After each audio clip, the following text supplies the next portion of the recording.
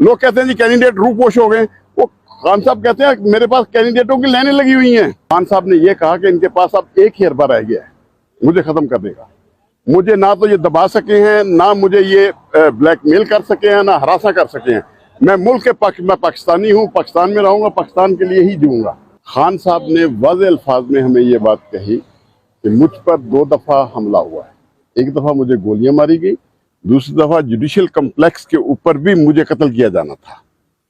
उसके बाद जेल के अंदर मुझ पर जो सख्तियां कर सकते थे वो की इन्होंने हर हरबा इस्तेमाल कर लिया है मुझे तोड़ने का, मुझे अपनी बात मनवाने का, मुझे मुल्क से बाहर भिजवाने का, लेकिन मैंने इनकी कोई एक भी बात नहीं मानी। अब ये इनके पास जो है एक ही है कि जो स्लो पॉइजनिंग के जरिए मुझे मारेंगे।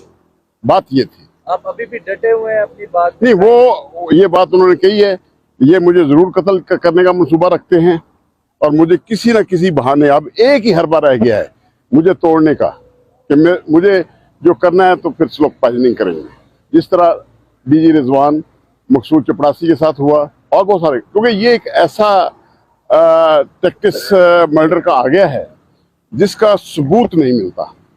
जब मेडिकल होता है, पोस्टमार्टम होता है, तो वहां पे यही होता है हार्ट अटैक हुआ है। हामिद मीर इस पे प्रोग्राम कर चुके हैं कि जूते के अंदर रख दो तो तब भी बंदे को हार्ट अटैक हो जाता है। तो इस खदशात का तो इजहार उन्होंने जरूर किया है, जो बात है।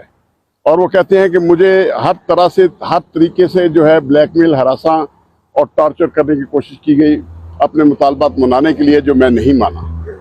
और उन्होंने कहा अब भी जो मेरा आखिरी था कि आपके जो फ़लस्तीन में हो रहा है जुल्म, उस पर भी कोई बात करनी चाहिए, पाकिस्तान को अपना मौक़िफ़ बहुत वाज़ेह करना चाहिए। तीसरी बात जो उन्होंने ख़ास कही थी हमें कि अदलिया का अब म्यार इस हद तक गिर चुका है, इमरान को ज़ख्मी हालत में ही बायोमेट्रिक करानी है तो यहाँ उठा के जो है एम्बुलेंस में लाया जाए, जबकि नवाज शरीफ जो एक इश्तिहारी सजा याफ्ता आदमी है उसके लिए बायोमेट्रिक के लिए चीफ जस्टिस इस्लामाबाद आमर फारूक सिस्टम ही एयरपोर्ट पे भेज देता है। इस बात का उन्होंने जरूर कहा। उन्होंने कहा इस म्यार को बेहतर आप बुकला कर सकते हैं, आपका अदारा है, आप आईने पाकिस्तान की हिफाजत, उसकी बालादस्ती और उस पर अमल दरामद के लिए आपको कोशिशें करनी होंगी। उसका फायदा तो ये हुआ फिर उसके बाद जो आपने, आप सब भाइयों ने वीलॉग पे चलाया, अब तो सोशल, ये तो मीडिया पे आती नहीं, सोशल मीडिया के जरिए आती है। उससे काजी फैज ईसा साहब ने जो फैसला दिया है इलेक्शन करवाने का, ये बहुत खुशहाल बात है।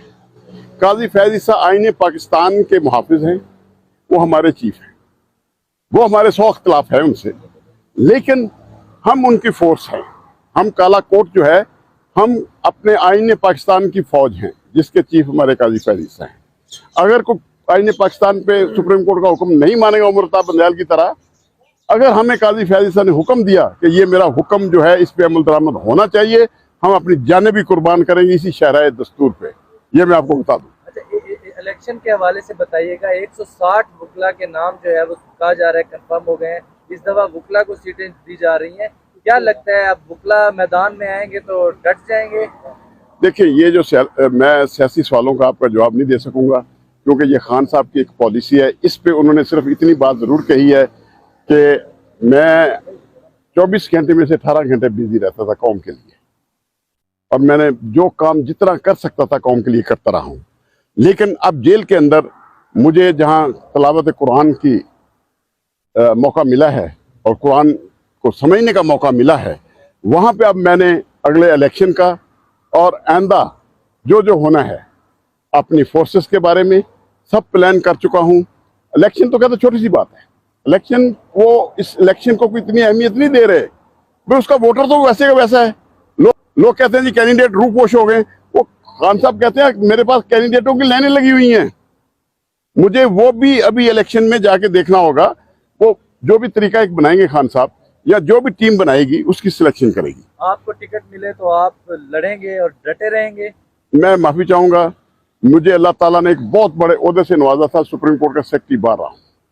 और आपको ये पता होना चाहिए कि मेरे जो वोटर थे, चौधरी एतजाज हसन, डॉक्टर खालिद रंजा, इस तरह के ख्वाजा हारस जैसे लोग थे। अब मैं जाके बाजारों में जाके वोट मांगता फिरूं, अच्छा नहीं मेरे लिए। सर, वोट मांगने की जरूरत ही नहीं पड़ेगी अगर आपको पीडीए का टिकट मिलता है तो? सर, इसमें कोई शक नहीं, पीटीए का टिकट जिसके पास होगा उसको वोट मांगने की जरूरत नहीं।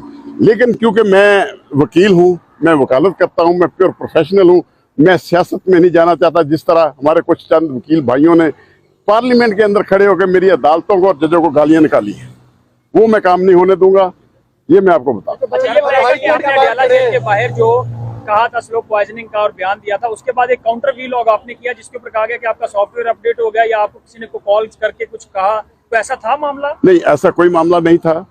मुझे ये बताया गया कि जी आपने ये एक स्टेटमेंट दिया, हम 5 वकला थे, मैंने उन वकला से भी कंफर्म किया वो बात, इस क्योंकि 2 दफा हमला हो चुका था, उन्होंने कहा अब इनके पास एक ही ये रह गया है स्लो पॉइजनिंग का, क्योंकि इसका सबूत नहीं होता, इसलिए ये बात जरूर उन्होंने कही। हम ये खदशे का इज़हार किया उन्होंने, बाकी जो देना नहीं देना वो उनकी डॉक्टरों की टीम आई हुई है, वो चेक